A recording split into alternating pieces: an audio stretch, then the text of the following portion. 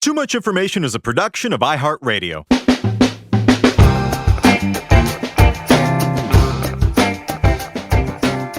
Hello, everyone, and welcome to Too Much Information, the show that brings you the secret histories and little-known fascinating facts about your favorite TV shows, movies, music, and more. I'm Alex Heigl. And I'm Jordan Runtagh. And Jordan, today we are talking about respect.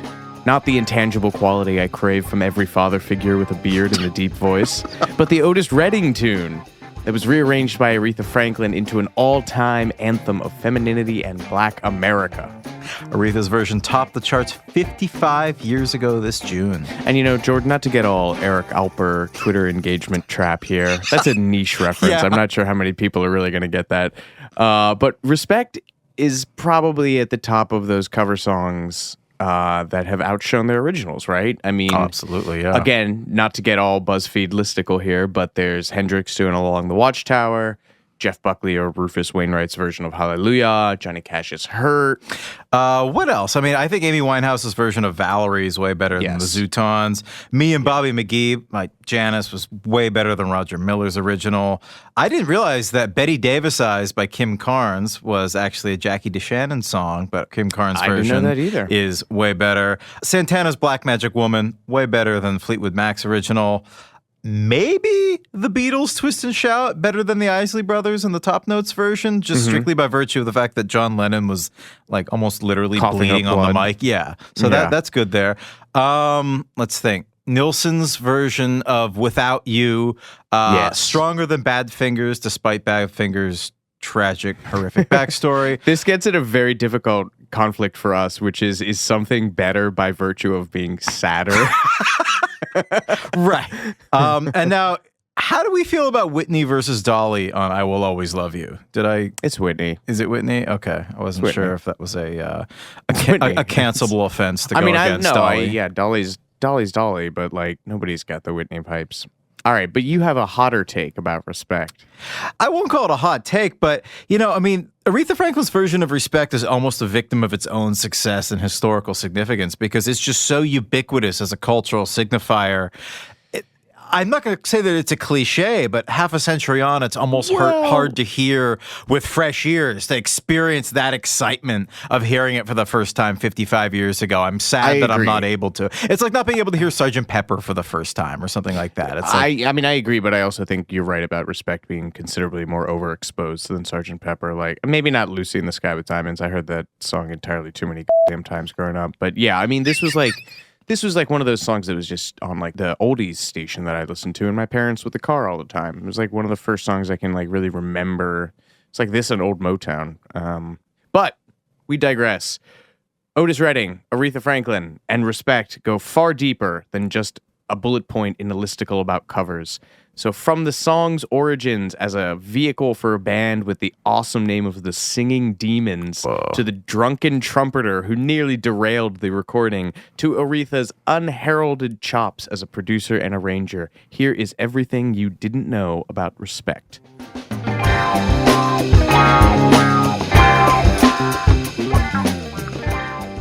So, fact number one, we are still not actually sure who wrote this song. I didn't know that until that's incredible.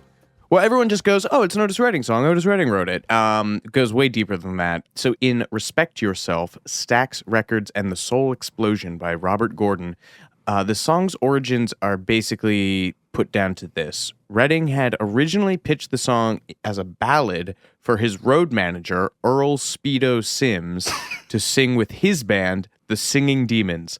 All of that rules. I love how much, you know, I'm like permanently in the middle of that Sam Cooke bio, Dream Boogie, the one. And it is so cool to me how all of these dudes just like took care of their buddies and families. They were like, I wrote a song. You wrote, I'm giving you the credits for this, like, so that you can just make money. Anyway. So Redding was tight with Sam Cooke too. Yeah, we'll touch on that in a minute. So anyway, Redding comes off the road and he's talking to Booker T and the MG's drummer Al Jackson Jr.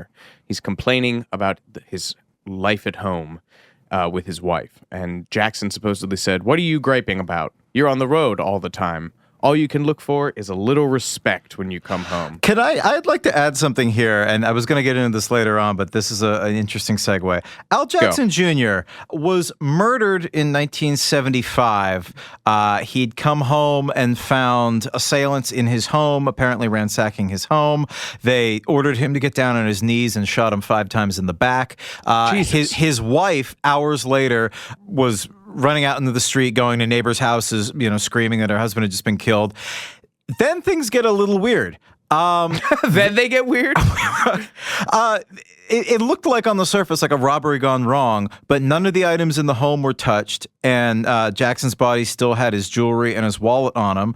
Then they do a little digging, and Jackson's wife, things had not been going great with her, and fairly recently she had shot him in the chest.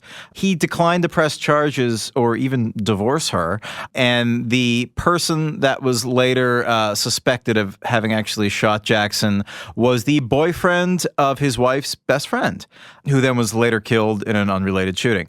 So it's interesting that the person who kind of inspired this notion of respect when you come home was, quite frankly, set up to be killed by his wife. Anyway, light bulb moment.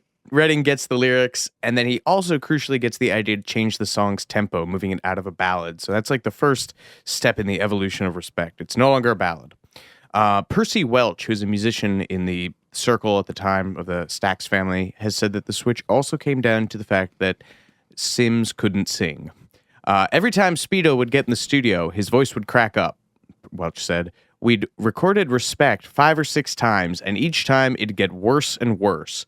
Otis told Speedo, "You don't need to do that tune. I need to do it. You let me cut it, I'll give you credit." Then he says, Speedo should have made him sign a contract.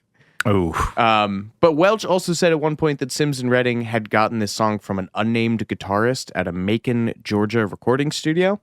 So, as I said at the top, long story short, we don't know who wrote this. But either way, the Otis Redding version was cut in the Stax Volt Studios in Memphis with the label's house band, one of the most iconic house bands of all time, the MGs. It's Donald Duck Dunn on bass, Al Jackson Jr. on drums, Booker T playing keys, and Steve Cropper as a producer and guitarist, and also Isaac Hayes played keys on this session. Let's do a quick lightning round on some of the stuff that the Booker T's and the MGs have done. I mean, you've definitely heard Green Onions, the instrumental song. I always think of that scene in The Sandlot, but it's in a ton of movies, and it's just like one of the most iconic instrumentals of all time, I think. They did like Wilson Pickett. Oh, right, yeah. Played Hold On, I'm Coming. Time is Tight. Time is Tight. I've been loving you. Well, the Otis, I've been loving you too long to stop now. Staple Singers, they did a lot of those Staple Singers sides. Delaney and Bonnie, I didn't know they played with Delaney and Bonnie. I didn't know that either. Yeah, and Soul Man. So Soul Man, my favorite thing about that record is the fact that instead of using a traditional glass or metal slide to do those sliding sixths that are the opening guitar part, which John Fogerty later stole for Fortunate Son and has become the unofficial soundtrack of Vietnam because it's in every single Vietnam movie.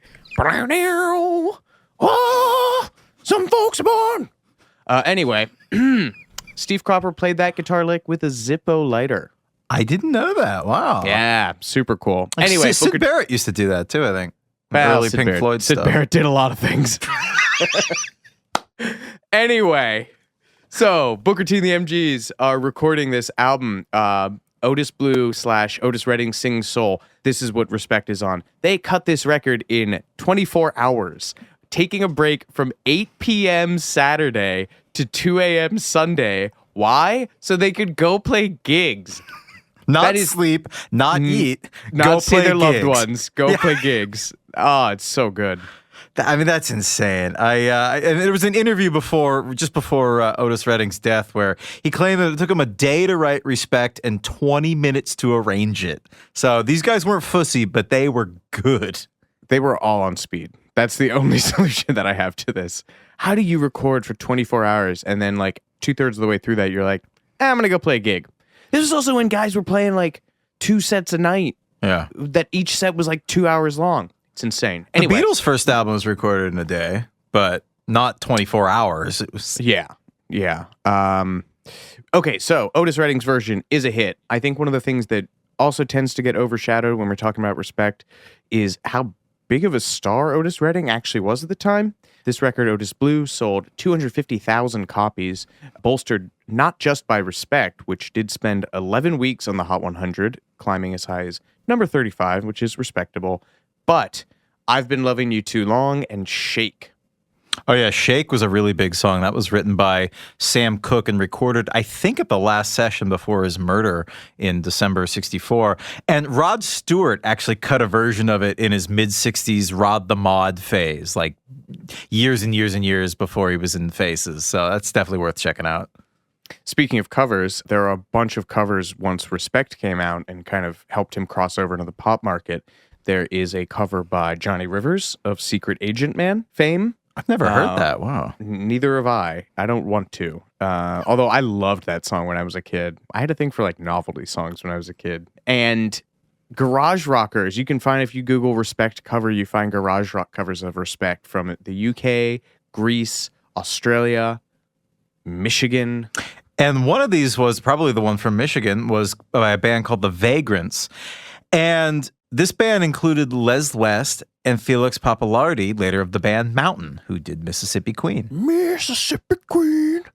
So, the man who wrote the definitive Otis biography, which is called An Unfinished Life, Jonathan Gould, said Respect was a big song for Otis that year. In an interview with Garden and Gun magazine in 2017, which I thought I was being messed with when I found that in Google. It is a very real magazine. It was his first dance tune, Gould continued, because up until that point, he had done ballads in this pleading sort of devotional mode. But in Respect, the arrangement was his, and those were his horn lines, all his ideas. It was very distinctive. And within a year, he'd record a cover of the Rolling Stones' Satisfaction, which he redid with the help of Steve Cropper as this like horn-driven march, which sounds a lot like his version of Respect.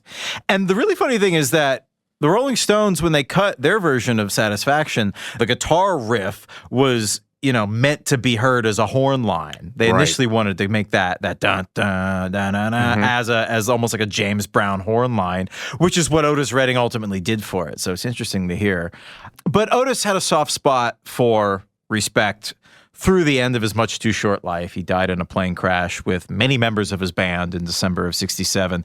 And just before his death, he praised Respect by saying, "That's one of my favorite songs because it has a better groove than any of my records. It says something too. Those lines are great." I think he's talking about Aretha's version. The band track is beautiful. Everybody wants Respect, Do yourself a favor, listeners, and just check out Otis at Monterey. Oh, yeah. Because you want to talk about, the MGs are playing on that, and it is just, man, I love Otis. I know James Brown is the hardest working man in business, but Otis could have given him a run for that. He is just that man was a dynamo.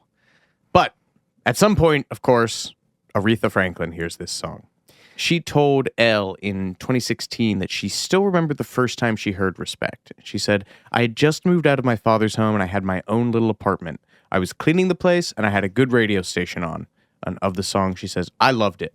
I loved it. I felt I could do something different with it. And my sister Carolyn, who was an RCA recording artist, and I got together on the background." And so Otis and Aretha had actually met in 1966 when they were performing together at the Regal Theater in Chicago. And Franklin had already started incorporating Respect into her live set. And she told Otis that, and she said, "I want to record it." And Redding, for his part, told her that he loved her version of Try a Little Tenderness, which goes back to 1962, and he wanted to record that. And he obviously did. And his big crucial change, also a great arrangement choice, was, that song is traditionally a ballad. It goes back to the 30s, I think? I think so, It was written as like a Great American Songbook ballad. And so he keeps that, sort of ballad feel for just the first verse, and then it goes into that classic four on the floor kind of stomp. And that's one of his defining tunes.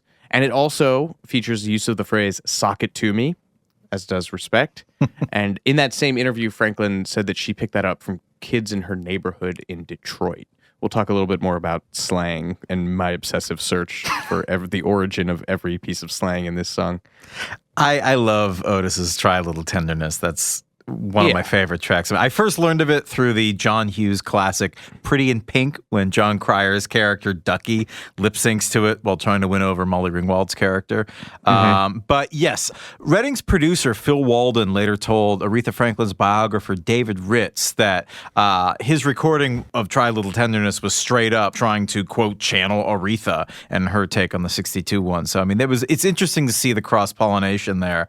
Weird tangent, but speaking of Aretha's biographer, David Ritz, he's kind of like the foremost authority on Aretha, so we're going to be hanging a lot on him over this episode. He has a writing credit on Marvin Gaye's Sexual Healing. Did you know that? I sure didn't. Yeah, he like went and sought him out when Marvin was like over living in. We're almost certainly going to cut this out, so I'm just gonna tell you. He went and sought Marvin Gaye out when he was like living abroad, almost basically in exile in Belgium, and he walked in on him, and apparently he was reading like BDSM comic books, and David Ritz was like, "Man, you need some like sexual healing or something, dude." and Marvin suggested was so horny. Yeah, and suggested that he write like a poem to try to like express himself and get these thoughts out of him. And apparently that was the genesis. There's some dispute, as with most things in the Marvin Gaye estate, but there's some dispute about that and his role in writing it. But yeah, this like music journalist came over. I mean, imagine like that's the music journalist like apex right there, is like, go over to interview your hero and you end up getting a writing credit on one of their defining songs. That's so cool to me. I'm surprised he didn't get a writing credit on my favorite Marvin Gaye song, Gee, You Sure Love to Ball. We're going to take a quick break, but we'll be right back with more Too Much Information in just a moment.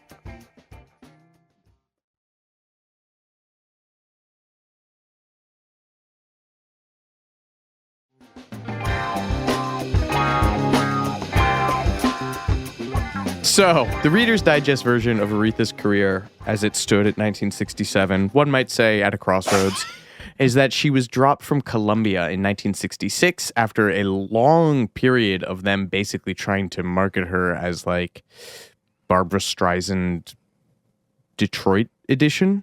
Yeah, I guess. I mean, was that their vision? Well, it was the same way that like Marvin Gaye wanted to be like the Black Frank Sinatra. It was like they were trying to make her this kind of string-laden, very like almost like the female Nat King Cole or something. But did she want that, or was that something that Columbia threw at her? That I don't know.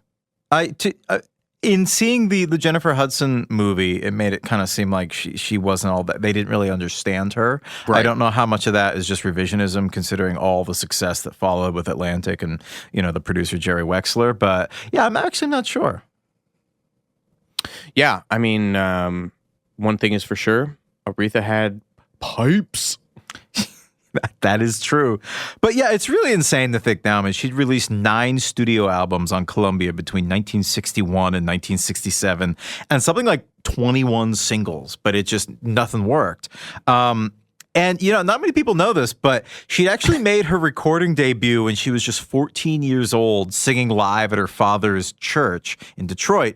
And her debut single was a powerful rendition of Never Grow Old on JVB Records, which featured just young Aretha, just 14, accompanying herself on piano.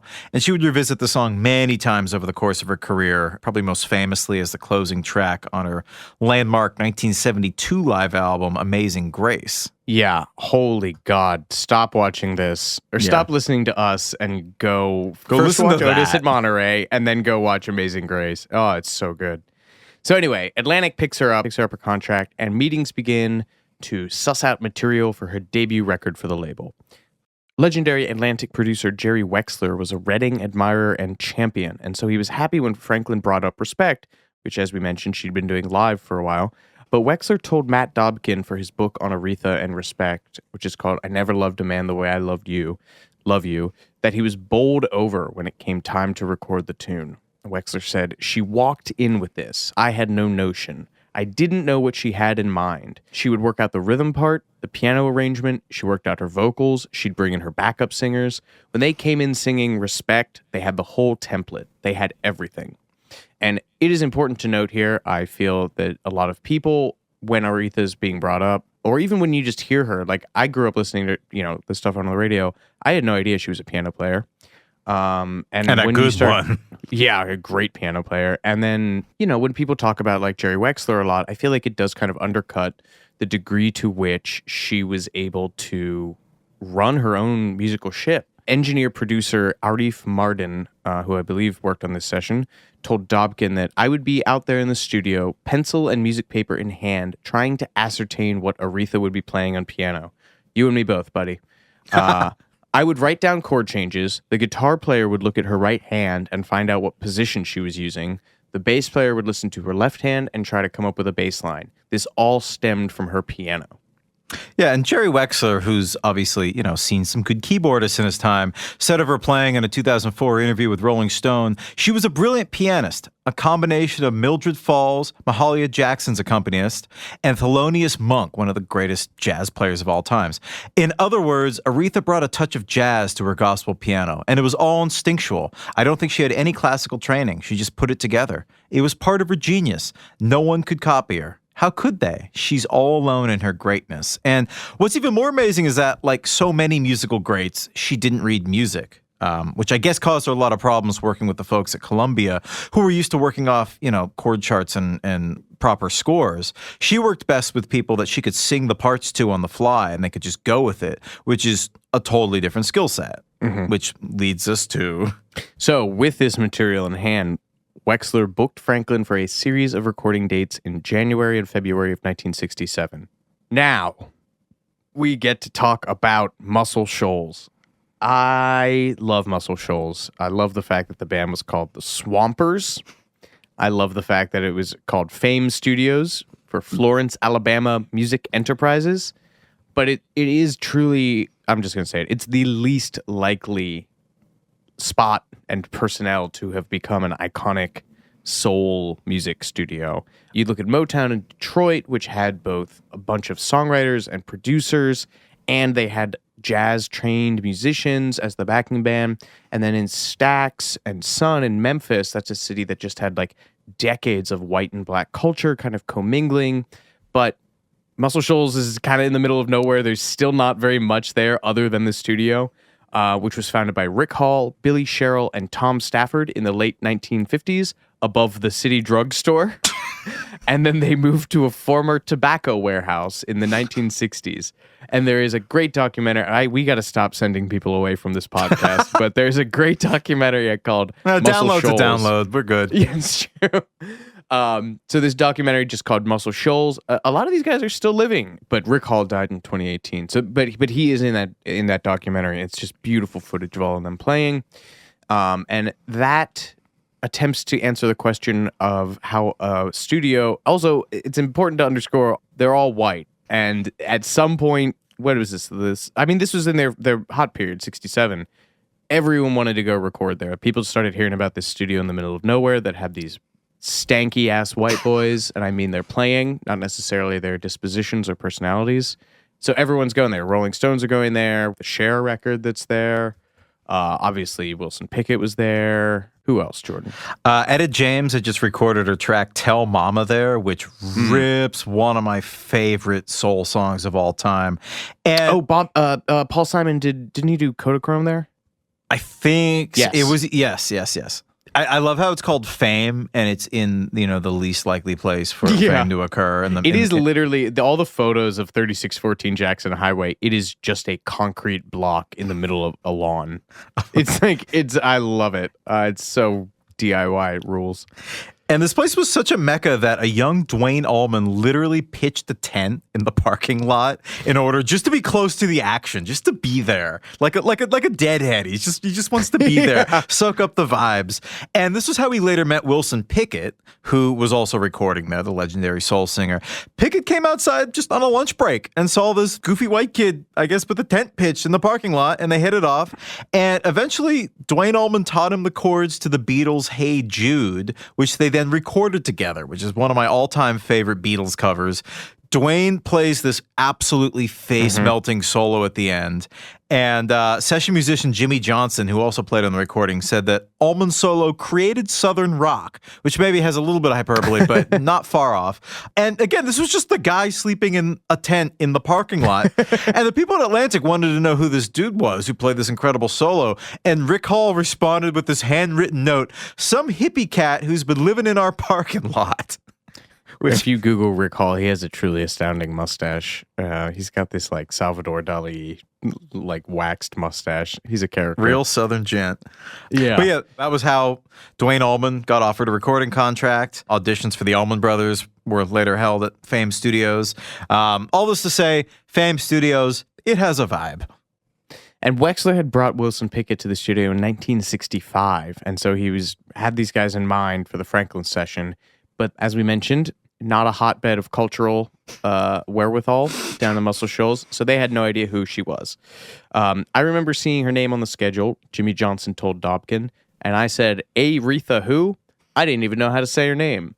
And one of my favorite session musicians, Spooner Oldham, baby, guy who co-wrote Dark End of the Street. He said, I knew minimal about her, which I believe is a direct quote. And I definitely didn't know where she was going. That's Spooner Oldham playing organ on When a Man Loves a Woman by Percy Sledge and Mustang Sally by the aforementioned Wilson Pickett. And you know how he got his nickname Spooner, right? Please go ahead. When he was a little boy, he was reaching up for a frying pan on a shelf, and a big spoon fell and hit him in the eye and blinded him. And the kids at school thought this was hilarious and started calling him Spooner just to tease him. That is some Faulkner shit. Anyway, Johnson and the others remember Aretha once she got there as a shy and reserved figure. But the sessions were pretty rowdy from the get-go, largely thanks to Aretha's then husband and manager, Ted White. Ted White is a divisive figure, to say the least. He frequently abused her in public, and I read that he once shot Sam Cooke's brother Charles in the groin at Aretha's home in Detroit. Wow. I've not, so many guns in this era. Like yes, yes. In the Standing in the Shadows of Motown thing, there's a whole thing about them like playing at a club or something, and the guy being like, the promoter at the end being like, "Well, I can't afford to pay you guys. You drank too much at the bar or something." And James Jamerson just pulled out a gun and put it on the table and was like, "Well, I gotta feed my family." So many guns. Good Lord, people. Lord. Is Ted White still alive, or can we go in? Ted White died in 2020. Wow. Oh wow. God rest his soul. Real piece of shit, that guy. Yeah, by all accounts, he was not a good guy. Etta James compared Aretha and Ted White to Ike and Tina Turner. That not a comparison you really want. Yeah, a bastion of domestic bliss. He was called a pimp, a hustler, and one of the slickest operators in Detroit by an assortment of Aretha's friends. And the tumultuous relationship came to an end in 1969. And according to one of Aretha's biographers, Mark Bago, the pair only spoke twice after their divorce in 1969. So, yeah, some animosity there for good reason. Yeah, so Hall was recalling to The Guardian in 2018 that White brought in a bottle of vodka, or sent out and got a bottle of vodka, and he began to drink and pass the bottle around to some of the horn players. And you don't do that to horn players, by the way.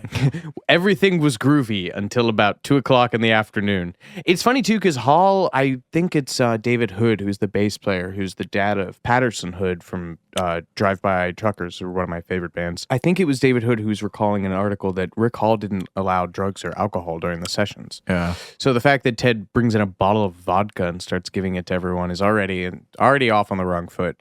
But I guess around 2:00 in the afternoon... White comes into the control room and he tells Hall that he wants the trumpet player, a guy by the name of Ken Laxton, fired for either hitting on or making a pass at or doing something shady with Aretha. And in the Dobkin book, none of the guys that he interviews really dispute that. It does not seem like it was a false charge. They were like, that guy sucked. But apparently, Hall says that White also took issue with the tenor player on the date. I don't know if he also said he was making a pass at Aretha, but he's like, I want that guy gone too. So things get tense. Yeah, he says, tension begins to get thick in the studio, and people start to get a little antsy, and they know things aren't good, and they wonder what's going on. And so Wexler decides to call the session off halfway through the recording of Do Right Woman, Do Right Man. The only song that they had completed at that point was I Never Loved a Man.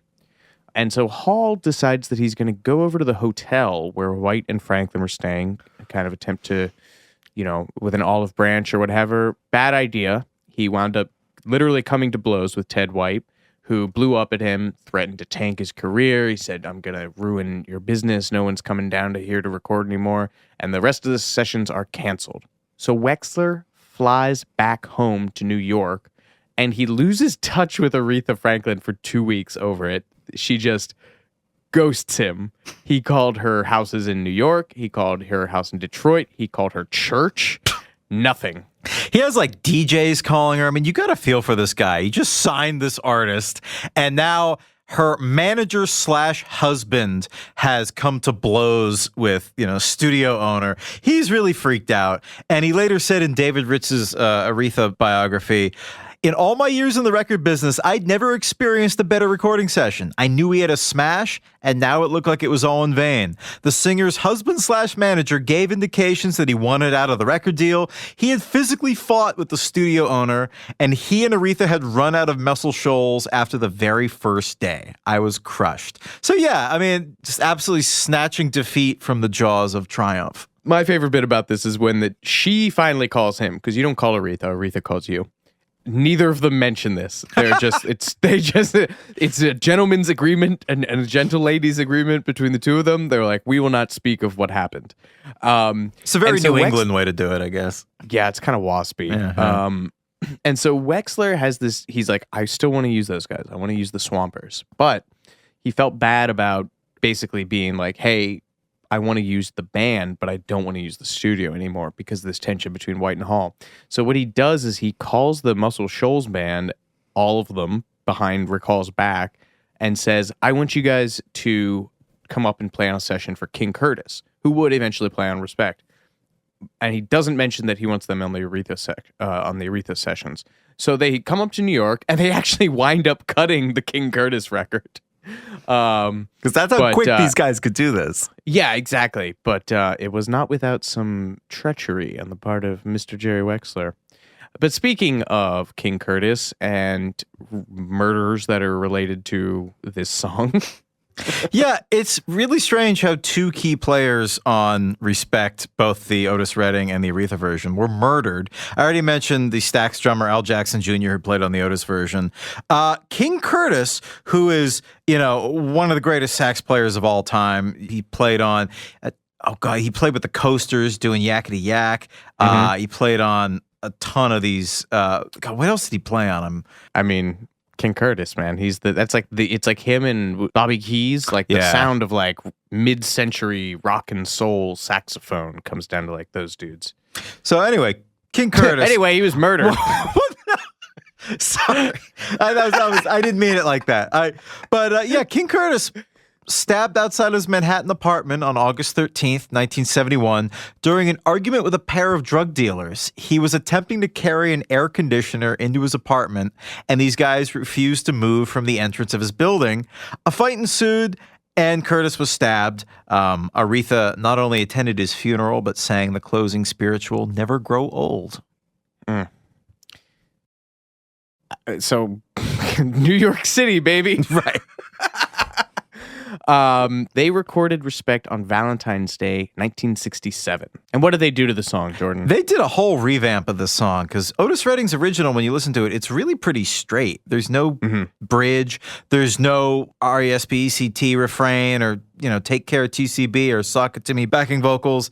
It's really pretty straight ahead. It's just like a march. There's really barely even a chorus.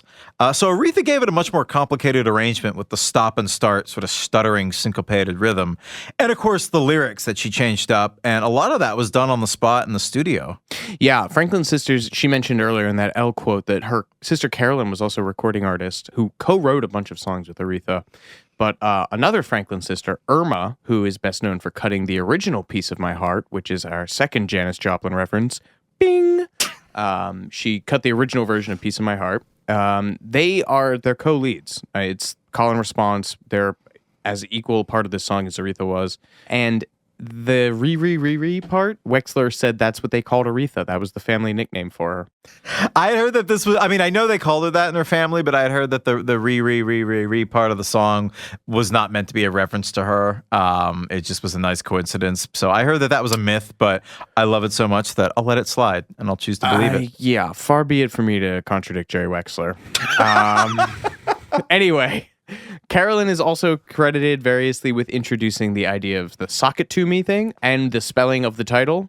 And Tom Dowd, who is the greatest of all time of American rock and soul engineer, just Googled Tom Dowd engineer and find literally everything that he's recorded. And he said, "I nearly fell off my chair when I heard that." There's a really incredible article written by Carl Wilson, the music writer, not the Beach Boys vocalist, in Slate just after Aretha died in 2018. And he's talking about the genesis of her Respect cover. And he makes this really interesting lyrical connection between her background in the church and her connection to the Detroit streets. And he says, I just want to read this part. Her most distinctive rewrite, the addition of the RESPECT, find out what it means to me bridge, has a touch of the preacher's pedagogy, the moment when the celebrant might focus in on a scriptural passage and muse, think of this word, respect. What does the Lord mean when he uses it? What does it mean, for example, within your own home? But to keep proceedings from getting too heady, Aretha immediately cuts in with language from the street. Take care TCB, meaning take care of business, and sock it to me, sock it to me, sock it to me, sock it to me, meaning, well, that's up to you. I just thought that was a really interesting. I had never thought of that, it being a blend of her church upbringing, because we maybe should have mentioned this earlier. Her father was an incredibly famous, probably one of the most famous preachers in the country, the Reverend C.L. Lewis. That's the guy who wrote the line, the Reverend C.L. Franklin. Yeah, it's the whole call and response thing. If I were to wax philosophical about it, I would say the lines between audience and performer are blurred with a call and response. But you have an interesting theory about Sock It To Me. Yeah, it's not totally an exaggeration to say that Sock It To Me got Richard Nixon elected. Expand on that. So Sock It To Me was used as a catchphrase in the irreverent comedy show Rowan and Martin's Laugh-In the late 60s. It just was like a kind of non sequitur catchphrase.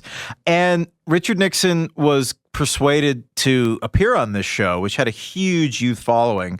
And it kind of went a long way in kind of selling him to the youth audiences. Because at this stage, I mean, nowadays you're on the campaign trail, you go on every TV show that'll have you today. But back in the 60s, right, the only TV shows you went on were like televised debates, and that was it. So Nixon went on this comedy show for kids, and he just films this like really quick segment where he just turns to the camera and goes, "Sock it to me." And it just was this really like kind of, I mean, it sounds goofy now, but kind of a groundbreaking moment in presidential politics where you cater to the youth and you cater to this kind of media. And a lot of people think that really went a long way in selling him to the young voters, and he didn't win the election by that much, so that probably played a not insignificant role in getting him elected.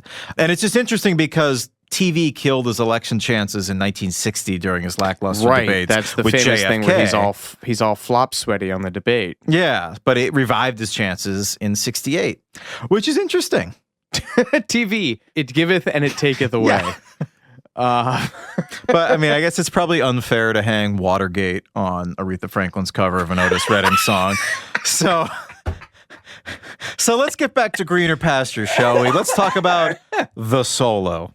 So, as you mentioned before, the Redding version lacks a bridge, and it was apparently King Curtis's suggestion to steal the chords from Sam and Dave's version of When Something Is Wrong With My Baby for the middle section that he was going to solo on.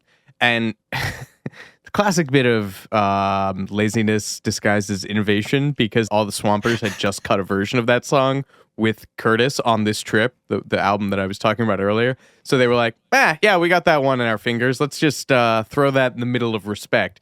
And this is what's so great about this. And we're going to get a little, Rick Beato YouTube music theory here. They stuck the bridge progression, the chord progression, into Respect in its original key, F sharp.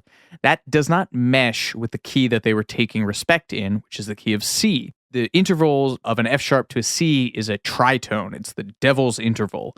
If you split the Western tempered scale, the octave, in half, going by semitones, exactly halfway is this fifth, the diminished fifth, the tritone. Famously, there's this whole canard about how it was so dissonant that medieval music scholars thought it summoned the devil, and they called it in diabolis musica or something like that, which means the devil in music. That's not strictly true. It wasn't banned because they thought it was going to summon the devil. It was just very dissonant. They didn't like it in the chorales and the part writing conventions of the time. But super dissonant. You'll recognize it right away from Hendrix' Purple Haze. Opens with that, which is a bold move. It's in a bunch of Sabbath songs. So it's a dissonant move, is what I'm saying. But the verse for Respect starts on G7, the 5 chord of C.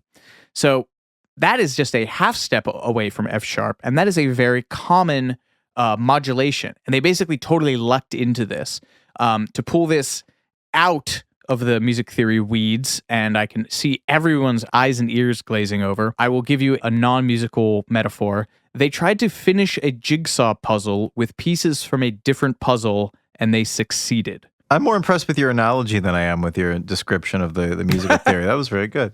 I'd read that there was a different sax player on the sessions, a guy by the name of Charlie Chalmers, and he was supposed to take the solo, and then King Curtis just barged in on the take. And this other guy, Charlie Chalmers, explained, he was talking to the Cleveland's The Plain Dealer in 2011. When the horn solo came up, which I was ready to play because I've been playing it on all the other takes, Curtis jumped in there and took that solo, man, but he was so good. Even though he pushed me out of the way, it was the right thing to do. Yes, it was. And King Curtis became Aretha's sort of de facto musical director for a time, I think, too. I love the idea. I choose to believe that King Curtis physically kicked the door in with his saxophone in hand and just muscled away from the mic and just started playing. But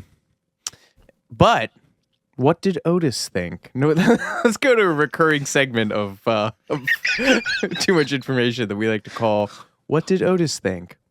Jimmy Johnson told AL.com in 2018 that Redding was actually there for the session. I was not able to confirm this. But Jimmy Johnson said he was standing close to me and Dan Penn, who's the other guy who wrote Dark End of the Street. And after Aretha got done doing the vocal, what Redding said was, Dan Penn and I heard him say it, was, well, she took my song from me. And did she ever?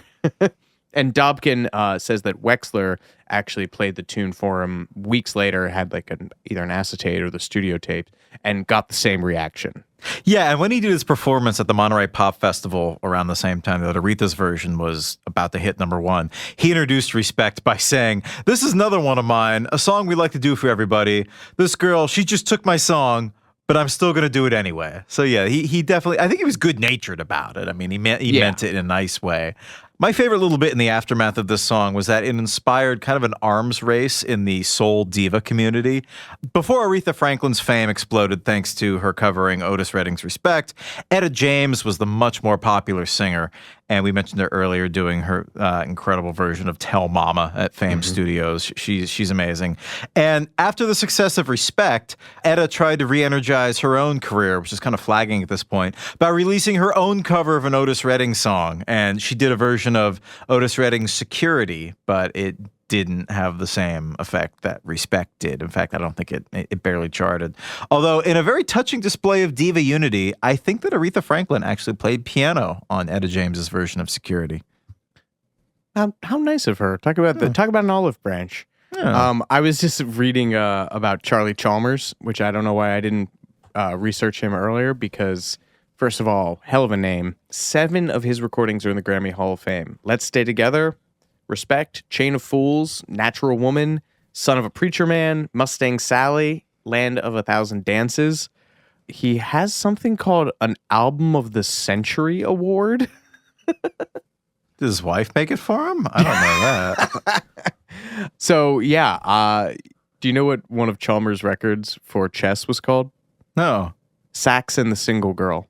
That's good. That's real good. It's good. All right. TCB, finally, the real meat of this episode. TCB, as you mentioned earlier, stands for taking care of business. When we pitched this episode, I was obsessed with finding out how and where TCB comes from. Elvis and Aretha are probably the most associated with it. Elvis, you would know more about this than I would because you're an Elvis guy.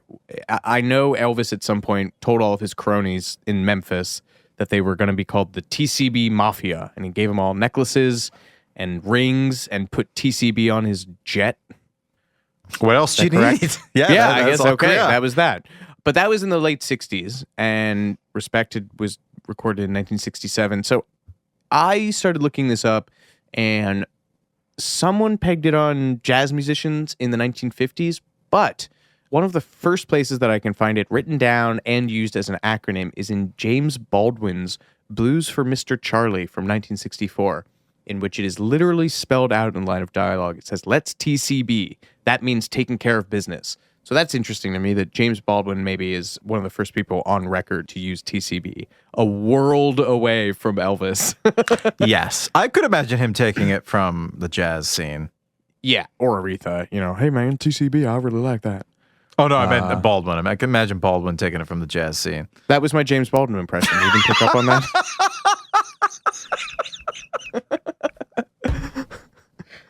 Let's go down to Memphis and get some of them peanut butter and bacon jelly sandwiches. James Baldwin, 1964. As you meditate on that, we'll be right back with more Too Much Information after these messages.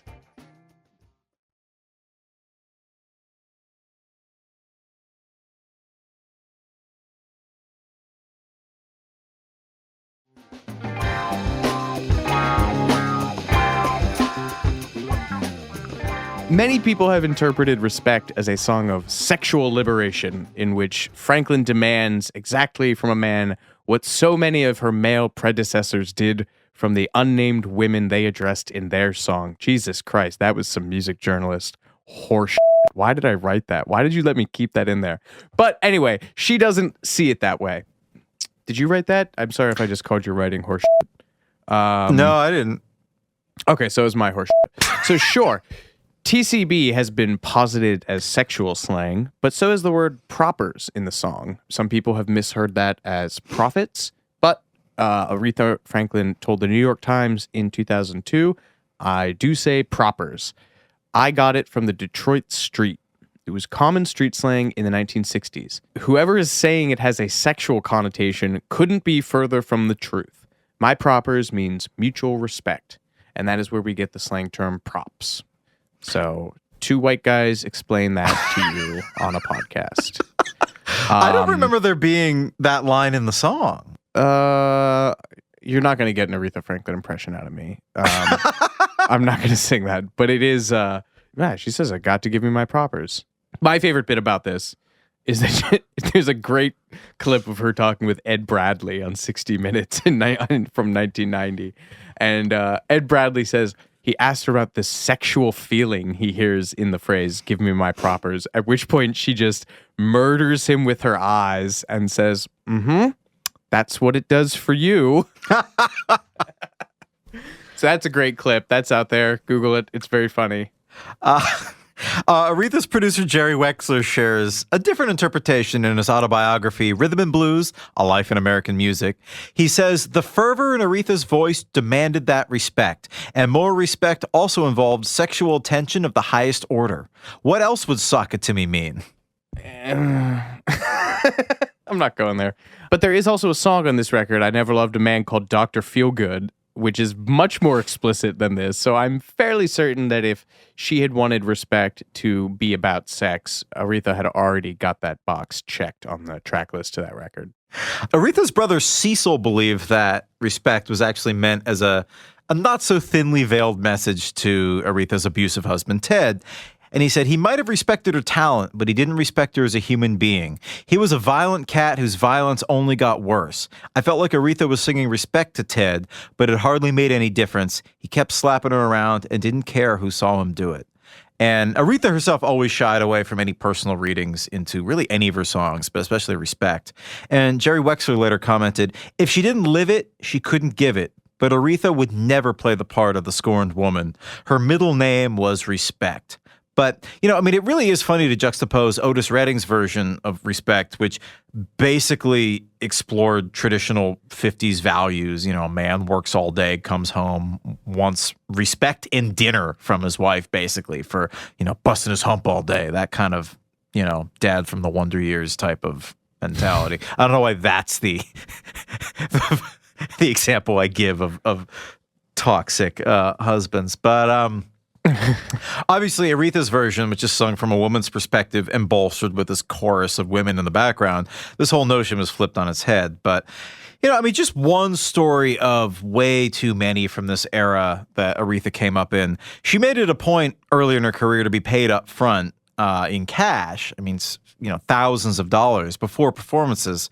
And she would always take her handbag with her on stage and, maybe put it on top of the piano or something, but always have it within eyeshot just as a security measure because she saw so many people like Ray Charles and B.B. King get ripped off and she wasn't going to have that. And, you weren't going to disrespect her. And this was kind of her trademark. If you watch some of her later performances, like even towards the end of her life, she always had the clutch with her on stage.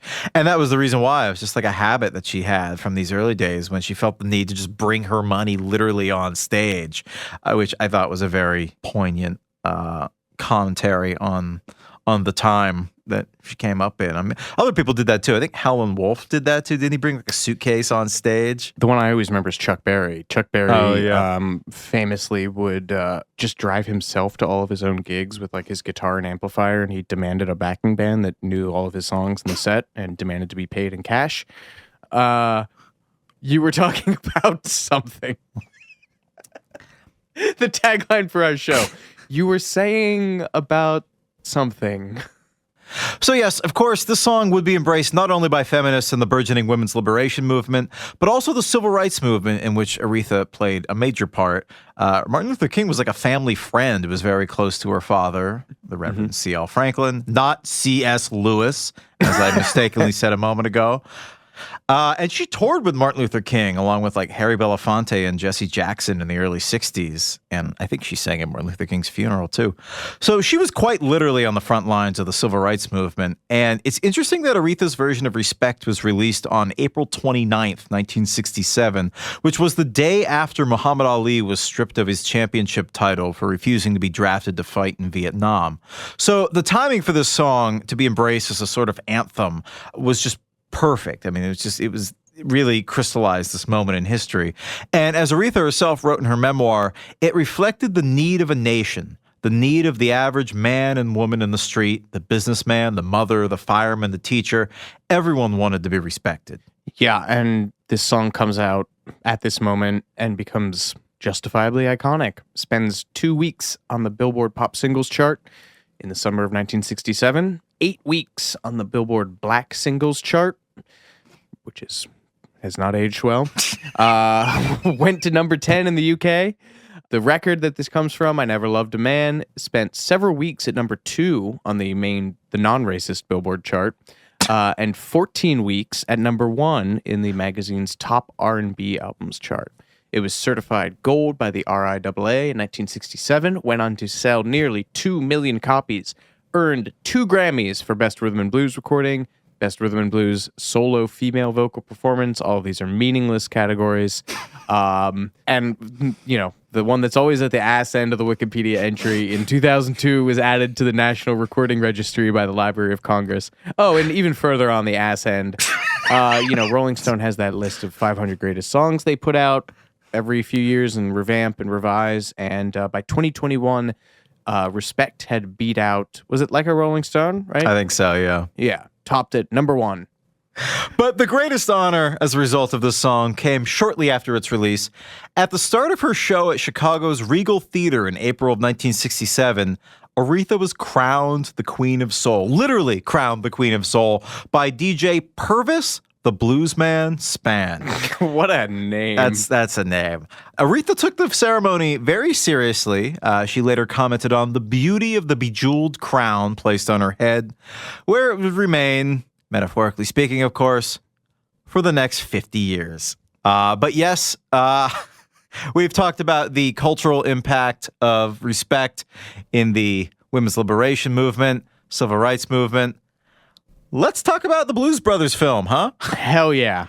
The cultural history of respect has extended, of course, to the cinema. It's been included in movies like Bridget Jones's Diary, Forrest Gump, Back to School, Desperately Seeking Susan, Mystic Pizza, featuring our beloved Julia Roberts, just to name a few. But Aretha was cast in her first movie, Blues Brothers, in 1980, directed by John Landis. She plays the singing diner waitress named Miss Murphy. I mean, she steals the show. It's like one of the best parts of the movie. 2 fried chickens. Yeah. And a Coke. Director John Landis had wrote the part especially for her when she sings Think to her husband to dissuade him from leaving the diner and joining the Blues Brothers as a guitarist. And, Aretha co-wrote the song Think, so you think she'd want to get some royalties from it by having it placed on the soundtrack album. But instead, she really wanted to sing Respect because, my guess is at this point, her career wasn't on the skids, but it was definitely at a low ebb. So she probably wanted to make the most of her big moment by singing her trademark song.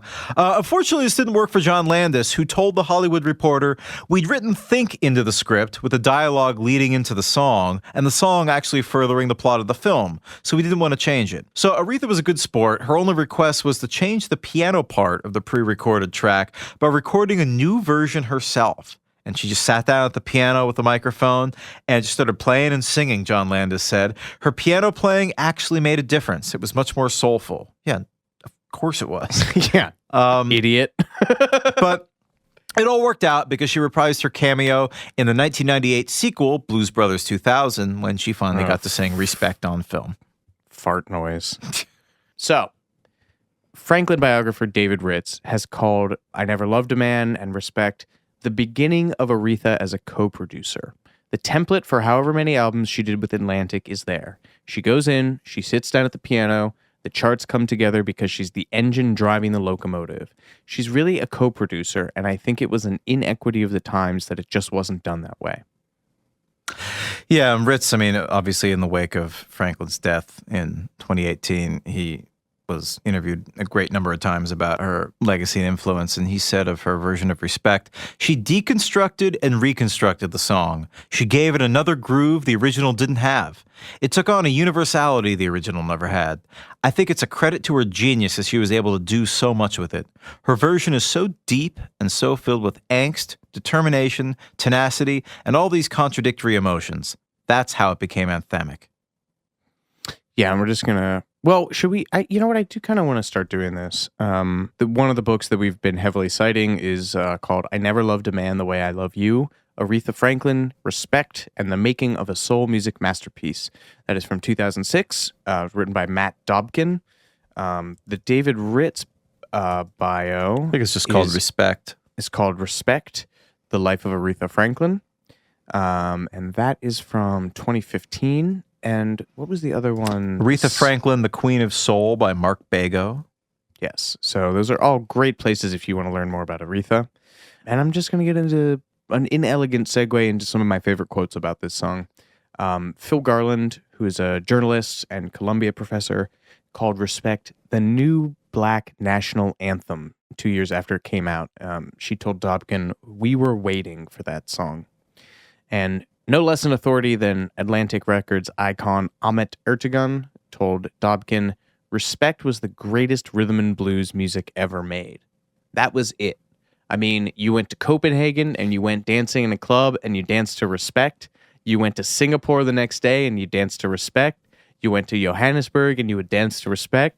And then you went to Buffalo, New York and you danced to Respect. Which, not all of us did, Ahmet, but yeah. One of my favorite quotes about Respect is from Jerry Wexler. He's talking to Rolling Stone in 2004, and he said, "Respect had the biggest impact, truly global in its influence, with overtones for the civil rights movement and gender equality. It was an appeal for dignity combined with blatant lubricity." What? I don't know that word. I don't think it is one. That's why.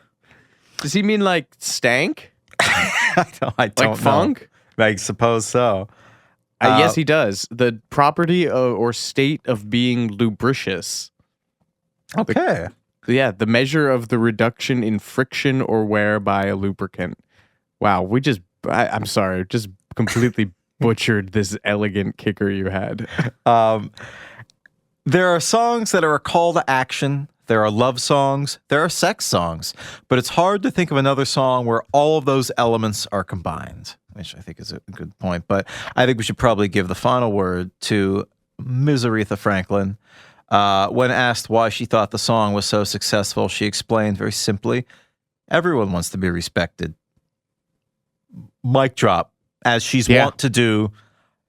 Throw that mink coat on the ground. I was going to say. Hit the high note. Throw the mic on top of the mink coat. Walk off. Actually, no. Take the mink coat and then walk off. With your 20,000. With your clutch. With your clutch filled with 25 grand in cash. Yes. Anyway, I'm Alex Heigl. And I'm Jordan Runtagh. Thanks for listening.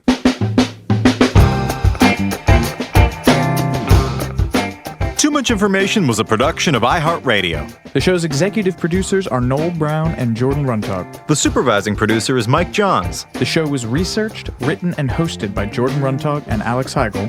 With original music by Seth Applebaum and the Ghost Funk Orchestra. If you like what you heard, please subscribe and leave us a review. For more podcasts on iHeart Radio, visit the iHeart Radio app, Apple Podcasts, or wherever you listen to your favorite shows.